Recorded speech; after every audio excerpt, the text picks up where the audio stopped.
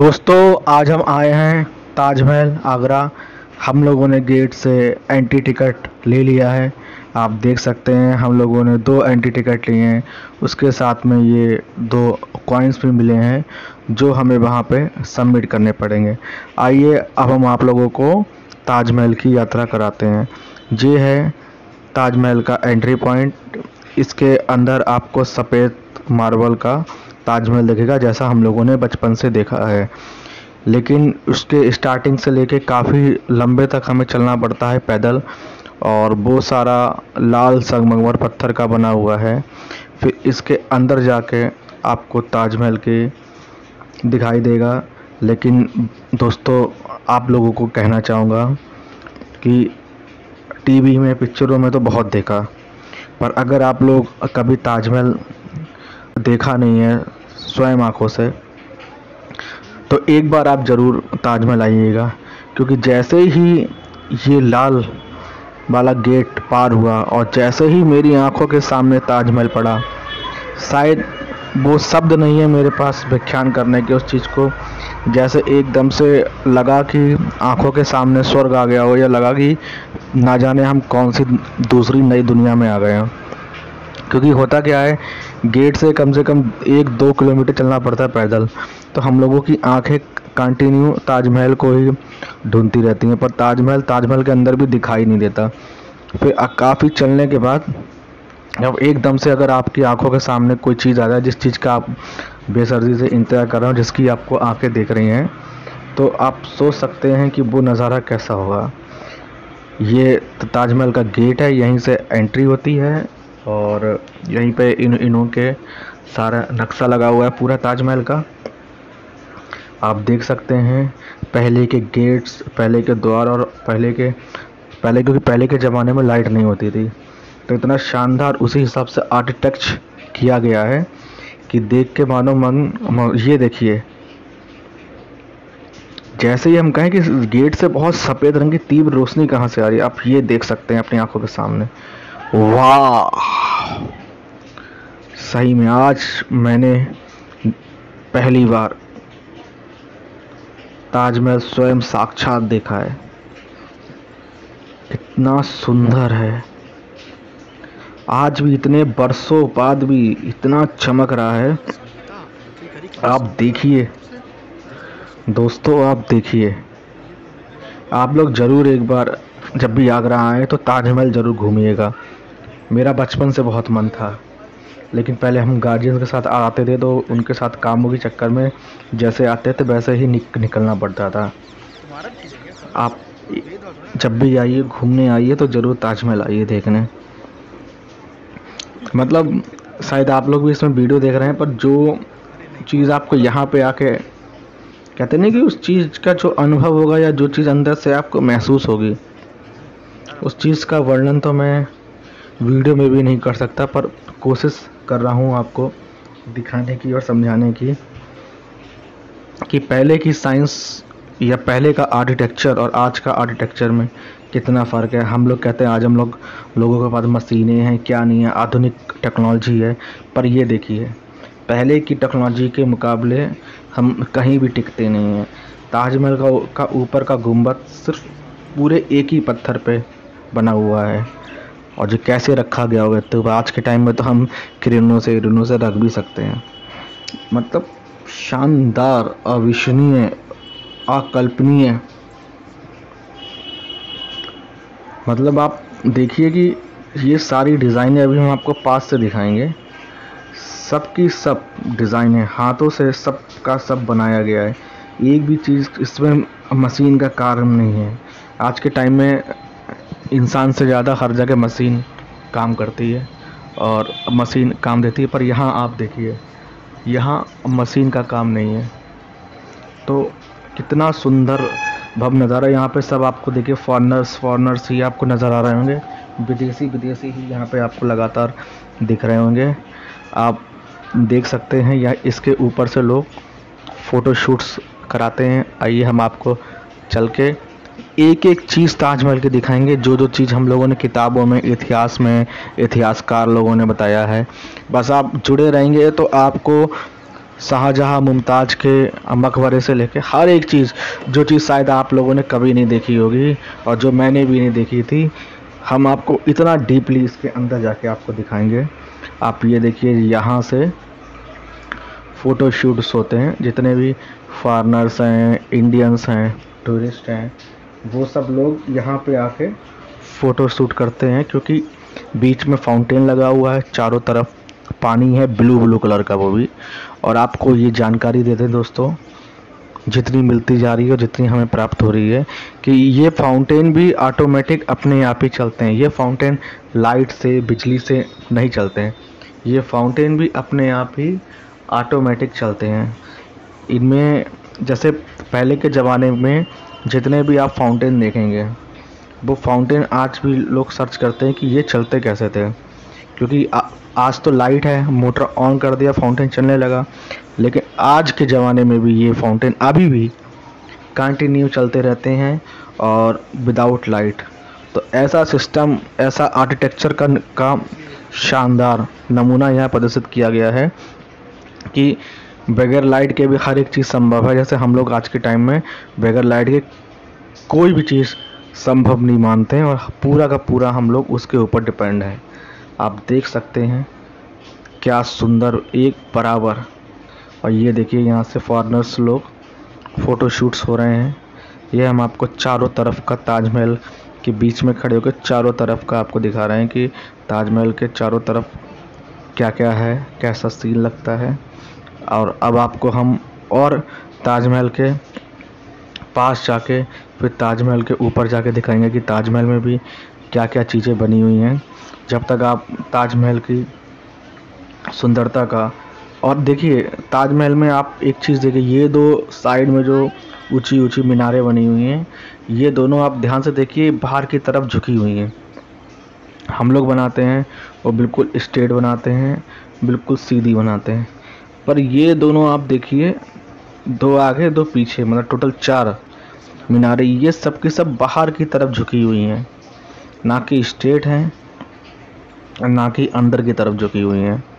अब ये चीज़ भी सोचने वाली है कि इन लोगों ने क्यों बाहर की तरफ इसको झुकाया, क्यों इन मीनारों को सीधा नहीं रखा, क्यों इसे अंदर की ओर नहीं झुकाया, क्योंकि ये पूरा का पूरा यमुना नदी के पास में बना हुआ है दोस्तों।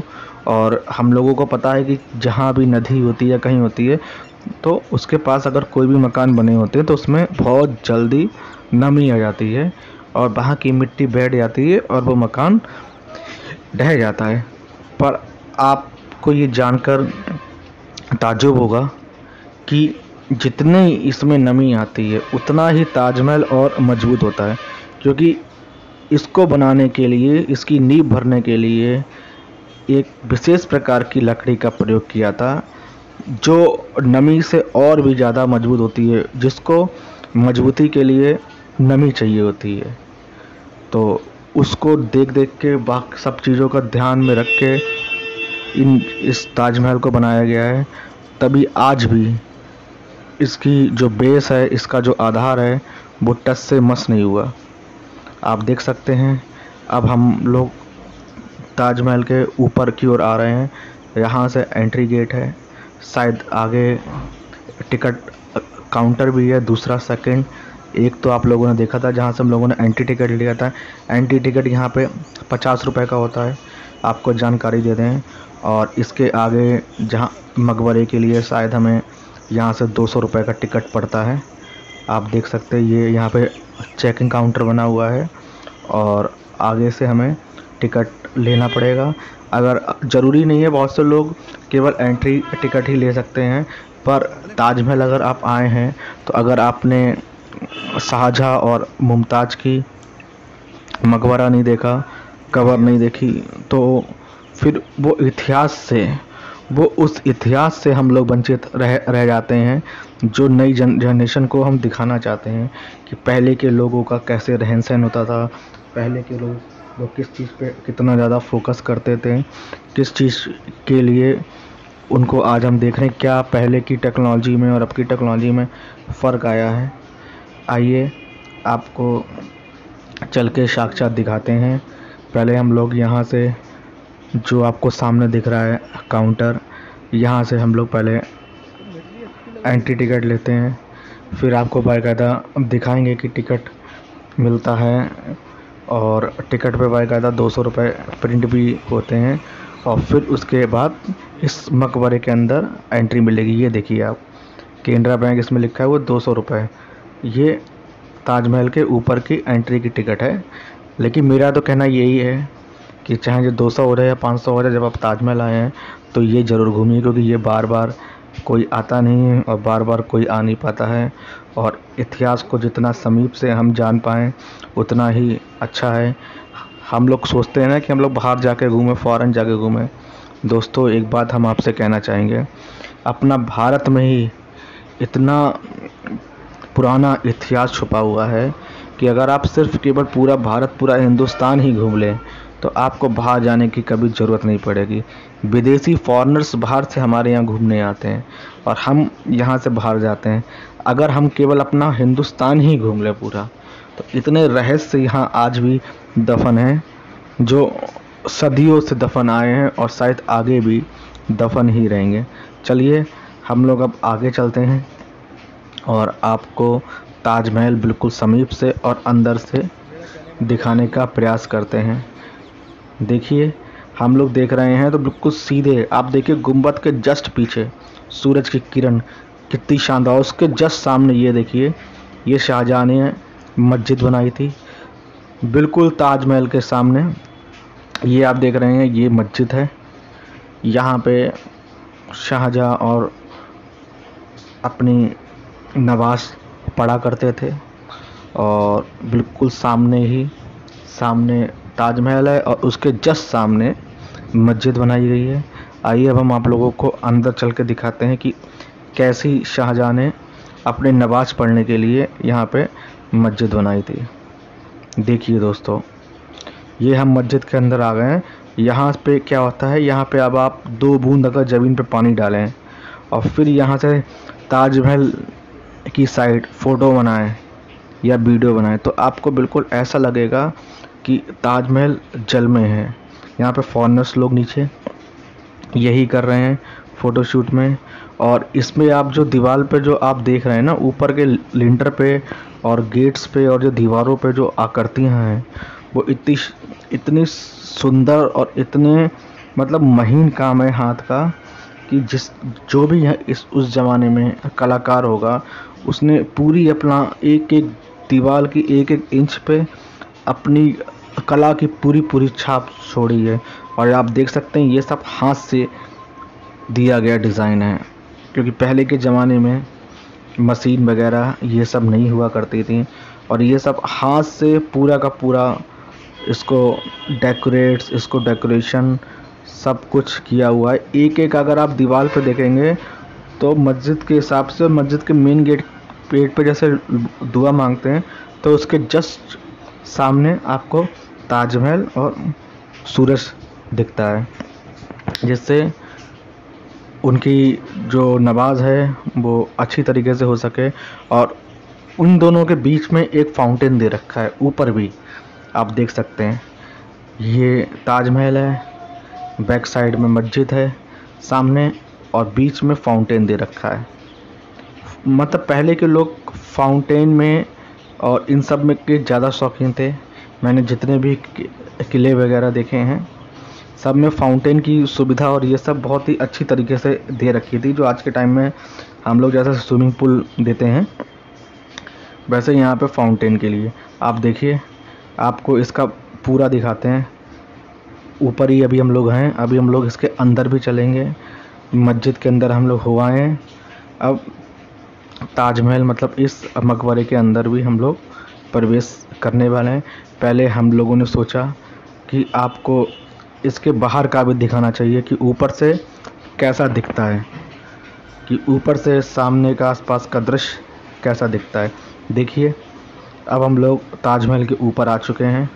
बिल्कुल पास से, बिल्कुल समीप से आपको ताजमहल की बाउंड्री पे जो अंकित है कला, एक एक चीज़, उसके जो स्तंभ हैं वो बिल्कुल पास से आप लोगों को हम दिखाएंगे। देखिए, ये इसका गेट है, यहीं से अंदर, इसी के अंदर शाहजहां और मुमताज़ की कब्र दफन है। यही वो गेट है, देखिए, जहाँ पे आर्मी वाला बंदा खड़े हुए हैं। इसी के जस्ट सामने आप देखिए गेट है, इसी गेट से अंदर एंट्री है। पर हम आप लोगों को जितना हो सकेगा उतना दिखाएंगे अंदर से, क्योंकि अंदर कैमरा फोटोग्राफर ही मना है। कहा जाता है शाहजहां और मुमताज़ सो रहे हैं और यहाँ पे शांत रहिए और उनको डिस्टर्ब मत करिए। आप देख सकते हैं कितना विशाल का है, और एक एक इसके दीवारों पे एक एक, जैसे कहते नहीं, पहले की जो भाषा जो भी होगी फ़ारसी या उर्दू में, एक एक चीज़ का वर्णन किया गया है।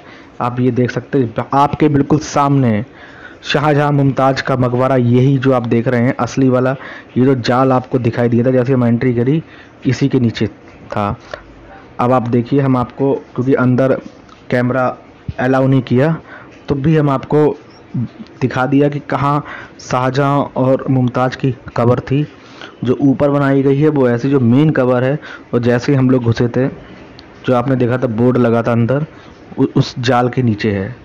वो रियल कब्र कही जाती है शाहजहां मुमताज़ की, ऊपर लोगों को देखने के लिए बना दी गई है। और ये आप देखिए, ये इसका बाहर से, और आपको इसके चारों तरफ का दिखाएंगे। अंदर से अलाउ नहीं, पर इसके बाउंड्री जहाँ पे इनकी कवर रखी गई है उसके चारों तरफ का, चारों साइड से कैसा लगता है, चारों साइड से कौन कौन से गेट हैं, चारों साइड से आप ये देखिए, जस्ट सामने यमुना जी बह रही हैं। इसके मकबरे के बिल्कुल जस्ट सामने यमुना जी बह रही हैं। और दोस्तों, यही पहले प्रथम गेट हुआ करता था। शाहजहां नदी के रास्ते से ही यहाँ पे आते थे। जो जिस गेट से आजकल एंट्री होती है हम लोगों की, वो गेट ताजमहल का पीछे वाला गेट कहा जाता है। पर अब वही गेट उसी को ही मेन बना दिया गया है। आप ये देखिए, इसका जो ऊपर का जो छत है वो आप देखिए कितनी ज़्यादा बड़ी है, और इस हिसाब से एक एक चीज़ को बनाया गया है कि एक एक इंच का ध्यान रखा गया है कि मस्जिद से लेके हर एक चीज़ आपको मस्जिद के अंदर का बिल्कुल सीधा, जहाँ राजा बैठ के नमाज पढ़ते हैं, बिल्कुल अंदर का बिल्कुल सीधा आपको यहाँ से दिखाई दे रहा है। और आपको इधर से भी दिखाते, ये भी देखिए, ये दोनों गेट बिल्कुल सीधे एक दूसरे के बिल्कुल सामने भी विपरीत में। और आप ऊपर देखिए, आप कितना शानदार, और यहाँ पे लोग इस समय बैठ के फ़ोटोशूट कर रहे हैं, और इसी के अंदर शाहजहां और मुमताज़ की कब्र है। अभी हम आपको और जो दो हिस्से पीछे के रह गए हैं वहाँ से भी दिखाएंगे, कि वहाँ से भी, मतलब आपको ये पता होना चाहिए कि ताजमहल चारों साइडों से कैसा दिखता है।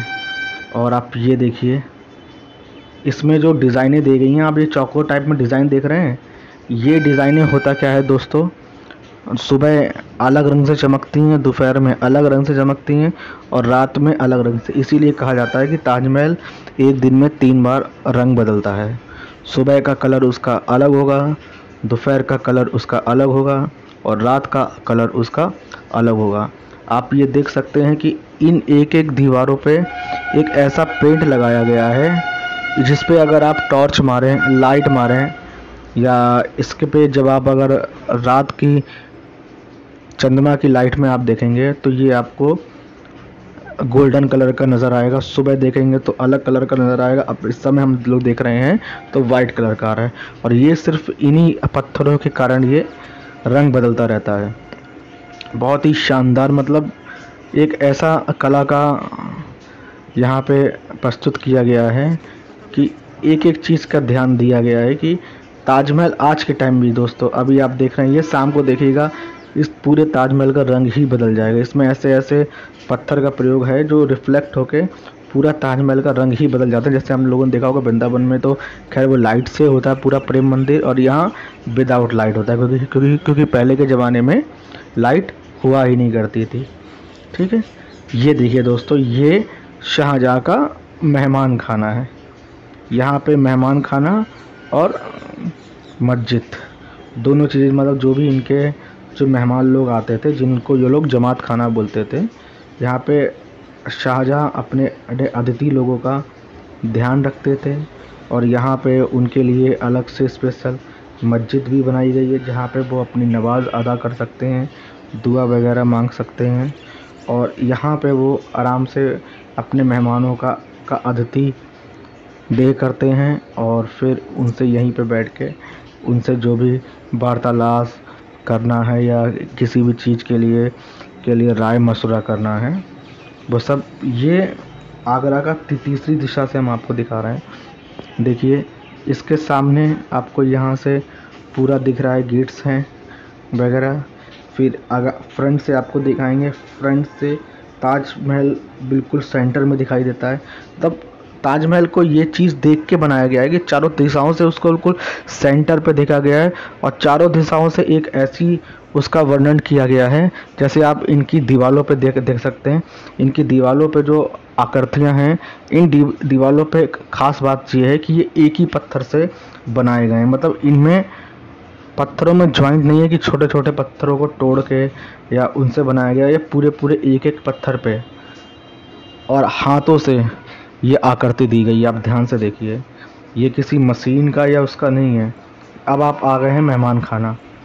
ये है शाहजहाँ का मेहमान खाना, जहाँ पे मेहमान लोग उनके आगे रुकते थे और उनसे वो वार्तालाप किया करते थे और उनका स्वागत करते थे और यहीं पे उनका खाना वगैरह सब होता था और सामने ही वो ताजमहल का आनंद लेते थे। आप ये देख सकते हैं, इसी के बाहर में बहुत ही सुंदर सा गार्डन था, जहाँ पे उनके मेहमान और जहाँ पे खुद शाहजहाँ ताजमहल की सुंदरता को देखते थे।